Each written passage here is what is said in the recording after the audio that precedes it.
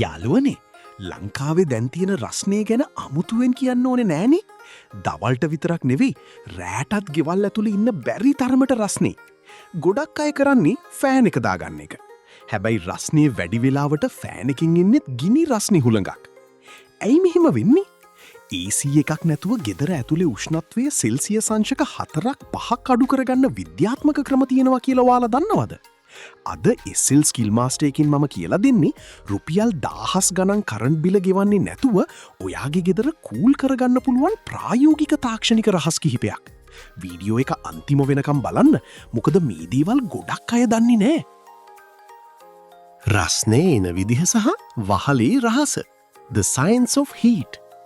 මුලින්ම බලමු ගෙදරට මේ රස්නේ ඉන්නේ කොහොමද කියලා. ගෙදරකට රස්නේ එන ප්‍රධානම තැන තමයි වහලය. හිරු එළිය කෙලින්ම වහලයට වැදුනාම ඒ රස්නේ වහලේ හරහා සිවිලිමට එනවා. සිවිලිම රත් වුණාම ඒක හරියට හීටර් එකක් වගේ කාමර ඇතුළට තාපය විහිදුවනවා. මෙතනදී ඔයාට කරන්න පුළුවන් ලේසිම දේ තමයි heat reflective paint එකක් පාවිච්චි කරන එක. සුදු පාට හෝ ලා පැහැති වර්ණවලට පුළුවන් හිරු එළියෙන් එන තාපය ආපහු හරවා යවන්න. ඔයාගේ වහලේ ඇස්බෙස්ටෝස් හෝ තහඩු නම් ඒ උඩ තර්මල් ඉන්සියුලේෂන් පේන්ට් එකක් ගෑවොත් වහලේ රත් වෙන එක 70%කම අඩු කරගන්න පුළුවන්. තව දෙයක් වහලේ සහ සිවිලිම අතර පරතරය රූෆ් කැවිටි ගැන හිතන්න. ඒ පරතරයේ ඇතුළේ තියෙන හුළඟ රත් වුණොත් ඒක කාමරයේ ඇතුළට එනවා. ඒ නිසා වහලේ රිජ් එක පැත්තෙන් හෝ දෙපැත්තෙන් වාතාශ්‍රය ලැබෙන්න වෙන්ටිලේෂන් ටයිල්ස් තැබීම ඉතාම වැදගත්. තාප්ප සහ ජනේල The Wall and Window Strategy.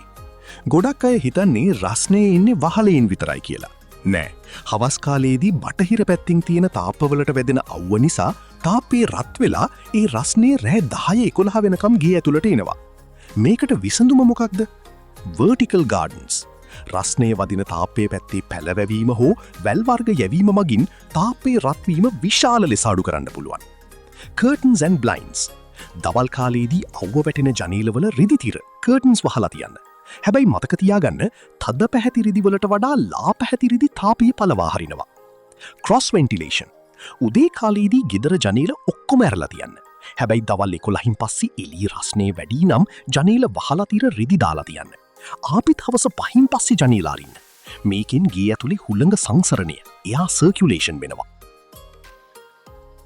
ගේ ඇතුලේ තියෙන තාප මධ්‍යස්ථාන internal heat sources.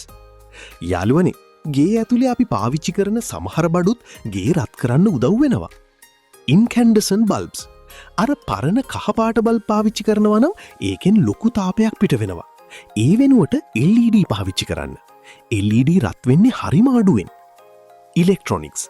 TV එක කම්පියුටර් එක පාවිච්චි කරන්නේ නැති වෙලාවට ස්ටෑන්ඩ් බයි තියන්නේ නැතුව ස්විච් එකෙන්ම ඔෆ් කරන්න.